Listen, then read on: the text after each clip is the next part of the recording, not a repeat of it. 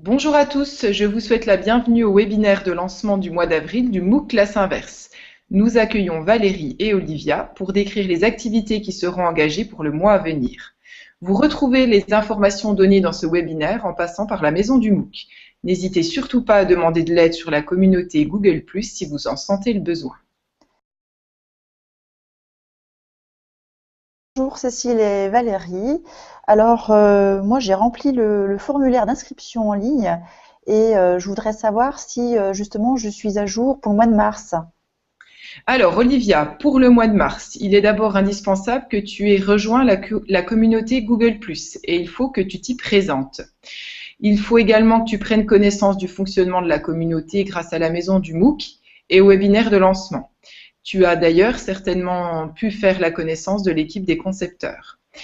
Une des tâches du mois de mars consistait à réfléchir à son EPT, l'environnement personnel de travail. Tu as certainement publié une ébauche dans la communauté Google+ du MOOC Classe Inverse. Tu as peut-être également réussi à le faire évoluer en fonction des remarques formulées par les autres participants. D'accord, merci Cécile pour ces précisions. Là, nous arrivons bientôt au mois d'avril. Est-ce que vous pouvez me dire justement ce que j'aurai à faire en avril? Oui, Olivia. Alors en avril, donc tu vas avoir deux options. Alors la première option consiste à réaliser une carte heuristique qui illustre ta représentation de la pédagogie inversée. Alors pour constituer cette carte heuristique, tu vas avoir une ressource thématique et une fois que tu auras construit cette carte, il faudra que tu la publies sur la communauté. Alors le deuxième objectif, donc, c'est de produire une capsule vidéo dans le but, bien évidemment, d'en faire une ressource utilisable dans une séquence en pédagogie inversée. Et ce sera l'objectif de la formation en présentiel. Alors, pour cela, il va falloir que tu choisisses un ou plusieurs contenus d'enseignement, une application ou un logiciel adapté à la capsule vidéo que tu veux réaliser, que tu utilises cette application et ce logiciel, bien évidemment, et que tu publies ton travail sur la communauté. Alors, donc, ces deux travaux différents peuvent être réalisés tous les deux, ou bien tu peux choisir d'en faire un sur les deux en fonction de tes disponibilités et puis de tes compétences, mais aussi de tes besoins. Et ces travaux peuvent éventuellement être réalisés en groupe. Comment s'organise le travail en fait sur le mois d'avril? Comment est-ce qu'on fonctionne? Oui, alors bonjour Olivia, bonjour Cécile.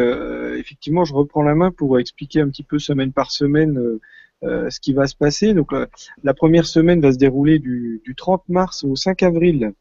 Hein, on aura 3 temps précis durant ce mois d'avril, avec une semaine 1 où tu vas devoir publier ta carte heuristique dans la communauté, comme l'a expliqué Cécile tout à l'heure. Si tu as choisi de remplir cet objectif, évidemment. Il faudra aussi que tu répondes à un formulaire si tu choisis la deuxième option, c'est-à-dire de créer la vidéo. Ce sera bien que tu répondes au formulaire de participation à la formation en présentiel qui sera consacré à l'initiation à l'encapsulage vidéo. Alors tu as peut-être déjà reçu ce formulaire à voir. Hein. De toute façon, il sera envoyé quoi qu'il arrive. Le programme de la formation en présentiel, donc à Canopée, est donné dans l'article du mois. Donc, il faudra que tu lises bien l'article du mois qui reprend tout ce qu'on est en train de raconter de façon écrite. Voilà. D'accord. Valérie, où est-ce que je Oui, peux trouver l'article du mois d'avril? exact. Donc l'article du mois, il est dans la maison du MOOC sur www.moocclasseinverse.fr. D'accord, merci. Voilà. Ensuite, donc cette formation présentielle, c'est à toi de choisir. Hein. Si tu la sens, si tu as envie de la suivre ou pas, c'est selon tes compétences, comme l'a dit Cécile tout à l'heure. Certains sont plus en avance que d'autres à ce niveau-là. Il y aura un niveau 2 qui sera proposé plus tard, un niveau avancé. Voilà, ça c'était pour la première semaine. Est-ce que tu as besoin de précisions supplémentaires? Non, je pense que ça va aller. Et pour la semaine la semaine 2. Oui, alors effectivement, la semaine 2, elle va aller du 6 au 12 avril. Et là, il va s'agir pour toi de préparer les formations en présentiel si tu y vas sur l'encapsulage vidéo. Il faut que tu réfléchisses à un contenu d'enseignement que tu vas réaliser sous la forme d'une capsule, que tu prévois éventuellement du matériel et des ressources pour contextualiser ta vidéo. Voilà. D'accord, comme par exemple, amener du matériel de laboratoire.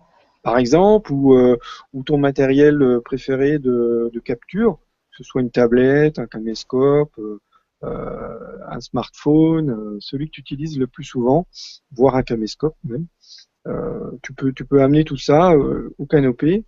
Ils se chargeront d'adapter le contenu à ton matériel et à tes besoins. Ok. Et pour la suite? Alors pour la suite, donc la fin du mois, semaine 3 et 4, hein, donc du 13 au 24 avril. Donc là, bah, c'est les formations présentielles hein, durant la quinzaine. On a les dates, elles seront indiquées dans l'article. Et puis, évidemment, bah, la suite de ce travail fait en présentiel, il y aura peut-être du travail de montage un petit peu à faire chez toi. Et puis, si tu n'as pas eu le temps, bah, le fait de publier ta capsule sera le bienvenu sur la communauté, hein, en indiquant les outils que tu as utilisés et puis en essayant d'échanger avec les autres membres concernant leur avis sur ce que tu as publié. Voilà. D'accord. Donc, par exemple, si je choisis l'option capsule vidéo, donc je la réalise en présentiel à Canopé. Mmh. Si j'ai le temps, donc je commence le montage. Si j'ai pas le temps, je finis à la maison. Après, je publie. Par exemple, je peux déposer sur YouTube et faire un lien après sur la communauté. C'est possible, ça? Oui, tout à fait, c'est le plus simple. C'est effectivement de publier ta vidéo sur YouTube. Tu récupères le lien qui sera fourni et ce lien, tu le publies dans un post sur la communauté en choisissant de l'illustrer par une vidéo. Voilà. Et là, c'est à ce moment-là que tu peux coller le lien. Bon, on mettra une petite ressource pour que ce soit plus simple. D'accord. Merci, Valérie. Si j'ai besoin de conseils ou d'aide, est-ce qu'il y a des choses que je peux être amenée à lire ou à écouter qui pourraient éventuellement m'aider pour ce mois-ci? Oui, oui, oui. Alors sur la communauté, comme dans l'article, tu vas trouver des informations sur les logiciels qui permettent de créer des cartes heuristiques. Donc dans l'article, il y aura une carte heuristique qui présentera le contexte de création d'une carte heuristique, les logiciels, la formation qu'on peut trouver, etc. Hein, voilà. On va aussi fournir des tutoriels sur les applications qui permettent de gérer la vidéo, du montage, ou créer des animations, etc. Je vois on avait prévu Explain Everything, iMovie, et Windows Movie Maker, etc. On va essayer de publier des tutoriels qui vont te permettre de suivre et de continuer le travail commencé plutôt à Canopy. Hein, voilà, pour que tu sois pas perdu. Et puis on mettra aussi des exemples de capsules vidéo. Voilà, voir un petit peu ce qu'on attend comme